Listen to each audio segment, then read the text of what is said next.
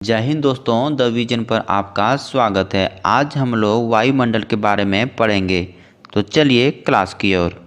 वायुमंडल। पृथ्वी के बाहर वायु के परतों को वायुमंडल कहते हैं। वायुमंडल के कारण सूर्योदय के 2 मिनट पहले सूर्य दिख जाता है तथा वायुमंडल के अपवर्तन के कारण ही सूर्यास्त के 2 मिनट बाद तक दिखता है, अर्थात वायुमंडल से दिन की अवधि बढ़ जाती है। वायुमंडल उल्कापिंड से हमारी रक्षा करती है। वायुमंडल की 5 परतें होती है। वायुमंडल की परतें। Layer of atmosphere. क्षोभमंडल, ट्रोपोस्फेयर, समतापमंडल, स्ट्रेटोस्फेयर, मध्यमंडल, मेसोस्फेयर, तापमंडल, थर्मोस्फेयर। तापमंडल को 2 भागों में बांटते हैं, आयनमंडल, लेनोस्फेयर और वायुमंडल, एक्सोस्फेयर।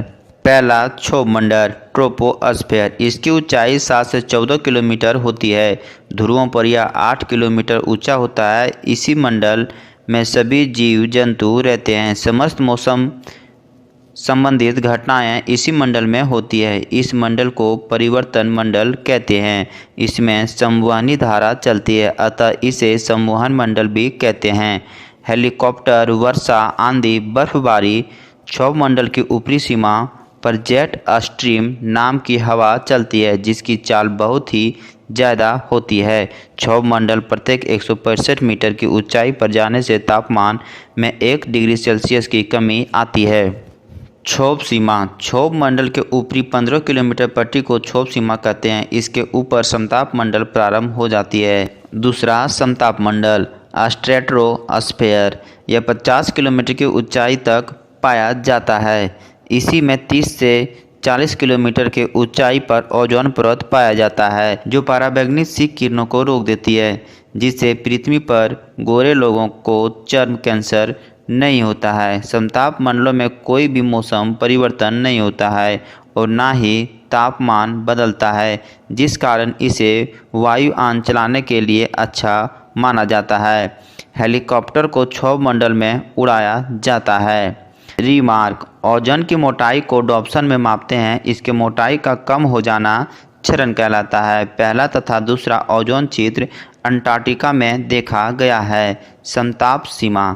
समताप मंडल की ऊपरी 1.5 किलोमीटर की मोटाई को समताप सीमा कहते हैं। इसके ऊपर मध्यमंडल आ जाता है। तीसरा मध्यमंडल, मेसोस्फेयर। यह 80 किलोमीटर के ऊंचाई पर होता है। यह सबसे ठंडा होता है। मध्य सीमा। मध्यमंडल के ऊपरी 1.5 किलोमीटर मोटाई को मध्य सीमा कहते हैं। इसके ऊपर आयनमंडल प्रारंभ हो जाता है। चौथा आयनमंडल, थर्मोस्फेयर।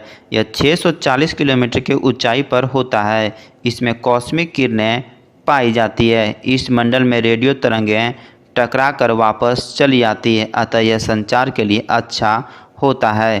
अंतरिक्ष स्टेशन, ध्रुवीय उपग्रह। आयनमंडल को कई परतों में बांटा गया है।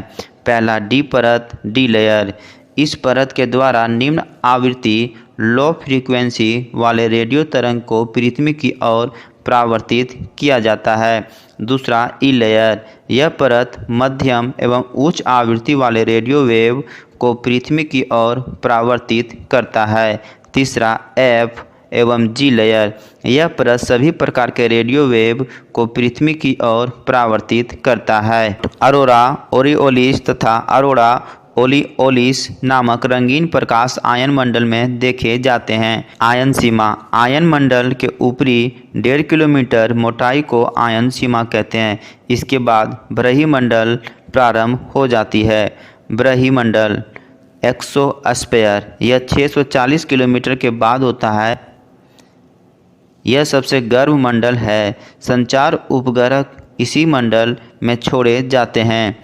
इस मंडल में हीलियम तथा हाइड्रोजन की अधिकता है। बहिर्मंडल सबसे बड़ा होता है, अतः इसे आयतन मंडल कहते हैं। नोट। बहिर तथा आयन मंडल को मिलाकर तापमंडल का निर्माण होता है।